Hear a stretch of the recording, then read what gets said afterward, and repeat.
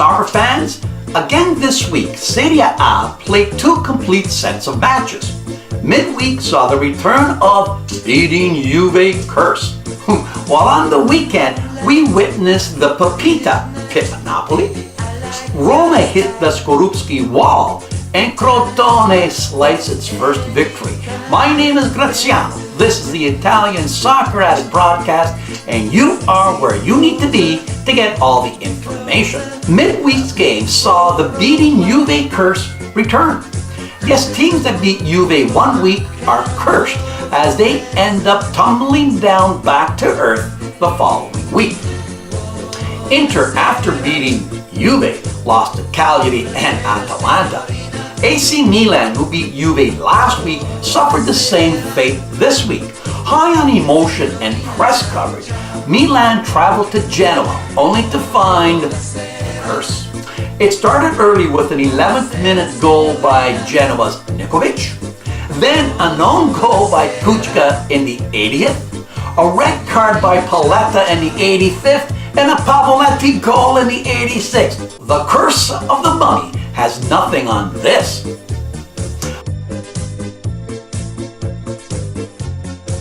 On the other hand, Juve rebounded and put 4 by Sampdoria. 2 Chiellini goals and singles from Mandzukic and Piatek led the rout. Roma, after going down 1-0 to Sassuolo, got 2 from Dzeko and 1 from Yangulan in the second half and went on to beat Sassuolo 3-1. Dzeko now leads all scorers in Italy with 10 goals. Actually, it's all scorers in Europe. Inter got its sexy back, Icardi back. His 2 goals, which gives him 8 for the year, saw off Torino 2-1. Napoli made it 2 in a row with a 2-0 victory over Empoli, thanks to goals from Mertens and Krisic. Other scores saw Bologna gift a 1-1 tie to Chievo with an own goal. Fiorentina needed an 85-minute goal by Astori to tie a stubborn Crotone 1-1. 2 goals by Forfana gave Udine a 3-1 victory. If this was Natale, he'd be the Bifana. And Atalanta shut out Pescara 1-0 thanks to goals by youth product Calandra. Lazio continues to impress with a 4-1 victory over Cagliari. Emilio Immobile got 2 more goals. He now has 8 and didn't cost anybody 90 million euros. Regardless of the sport, there's something about home cooking, isn't there? Teams playing at home, regardless of their standings or team depth, are capable of bringing down or stifling the biggest adversary on any given day. We've seen $200 million euro Juve lose 2 games away from home to Inter and Milan.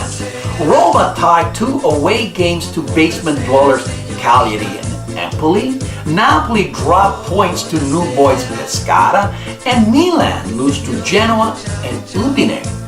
Whether it's the travel time, unfriendly flat fans, playing conditions, team rotations, home teams parking the bus, or just bad food on the road, in the end, the home team that manages to take points away from the leaders will determine who wins the championship this year.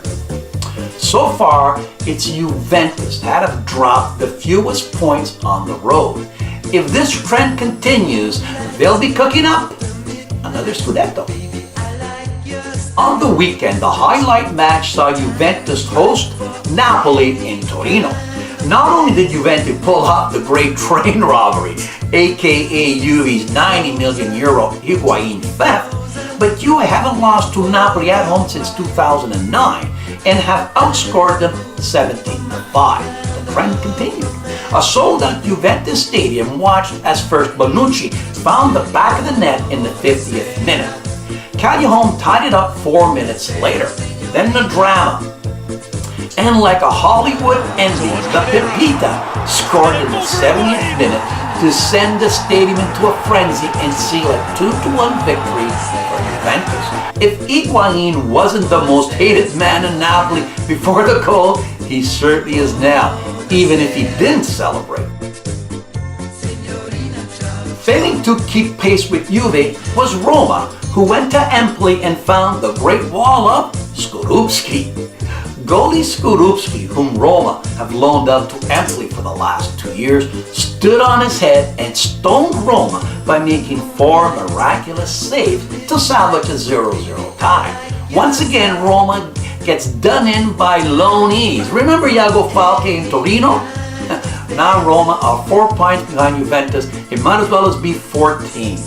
Milan got buona fortuna from Bonaventura as his 49th minute goal held up to beat Pescara 1-0. But there was no buona fortuna for Inter as they got back to their losing ways, this time to Sampdoria at home. A 44-minute goal by Quagliarella was all it took. In this game, Inter had 2 shots on net. It's not looking very good for long-term employment for coach Frank de Boer, does it? Other scores saw Bologna lose at home 1-0 to Fiorentina when Kalinic converted a penalty. Red-hot Atlanta got 3 goals by Genoa to move into 6th place. Lazio climbed to 4th overall with a 2-1 victory over Sassuolo. Immobile got his 9th of the year. And finally, the Big Cheese Crotone won its first game, a 2-0 victory over suddenly struggling Chievo. Udine Torino and Cagliari Palermo play today. Did you know that yet another Italian coach got his marching papers this weekend? Joining Guidolin and Di Matteo on the Poggi line is Wolverhampton's Walter Zenga. This adds a new meaning to the word Brexit. Did you know that October 25th was International Pasta Day? This is important for you if you are Italian or know someone who is Italian, because there are apparently 600 types of pasta and each Italian on average eats 60 pounds of pasta per year. Every time I step on the scale, I'm reminded of that. Thanks for watching. That's it. Ciao. Thanks for watching. See you next week.